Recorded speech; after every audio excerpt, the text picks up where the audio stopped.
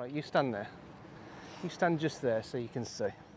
So here's the routine I want you to follow, right? Here's the routine I want you to follow when you get out onto the course, right? So you got to practice it. You got to practice it on the range, because you have to practice. It's not just practicing on the range, like practicing your technique, right? That's important. That's part of it. But also part of your practice on the range has to be recreating how you're going to play the game, right? So it's like different clubs to different targets. But when you're hitting different clubs to different targets, it's also following the routine you're going to follow when you're out on the course, right?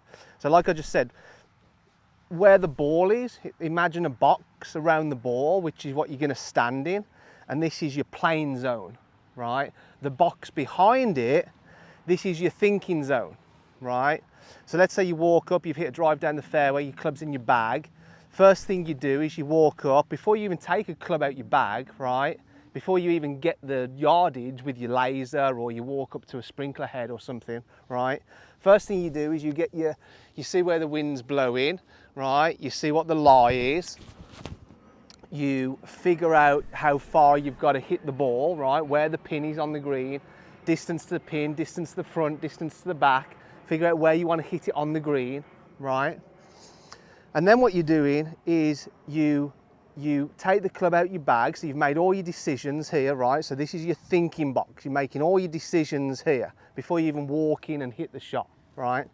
So when the last thing you do in your thinking zone is you go through this process of seeing it, feeling it, and then walking in and doing it. So in your thinking box here, you're seeing it and you're feeling it. So what do I mean by seeing it? Well, you've got to stand there and you've got to try and visualize the shot you're going to hit. If we're hitting a pitching wedge, let's say you hit a pitching wedge 120 yards, the pin's in the middle of the green, or let's say the pin's on the left side of the green.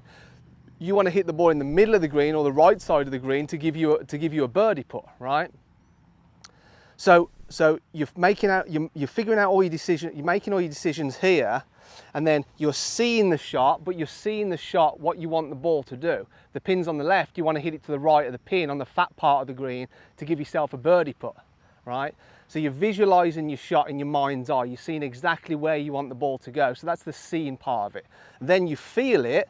So whatever you're working on your swing, right, that day, that week, whatever you're working on, whatever you're feeling, you've got to now feel it in your swing. It's like a physical rehearsal of what you want to do in your actual golf swing. So you've gone through the mental rehearsal, which is seeing the shot. Then you're going through your physical rehearsal, which is feeling the shot. So it's mental rehearsal, seeing it, physical rehearsal, feeling it, see it, feel it. Deep breath, right? Walk in, and as you're walking into the ball, what you're doing is you're drawing a line from the center of the green, or where you want to hit it on the green, back towards the ball, and then you're picking out a spot, an intermediate target, just in front of the ball. So I'm going to pick the end of that divot there. So as I'm walking in, so I've seen it, I've felt it, I'm walking in, I've drilled the line back from the green, my target line, that divot's on the target line. So what I'm doing is I'm walking up and I'm aiming the club head at that intermediate target right there, about 6 inches in front of the ball, right? So I aim the club head first, get that right, and then set my body up, square with it, parallel with it, have a look just to check it. This is what Tiger's so good. If you watch Tiger's routine, I think he has one look. I think he literally has one look. So he walks up, aims his club on his intermediate target, gets his body square, has one look, couple of waggles, couple of pats with his foot, makes his swing, holds his balance until the ball lands. That's it, that's the routine. Make sense? Show me that.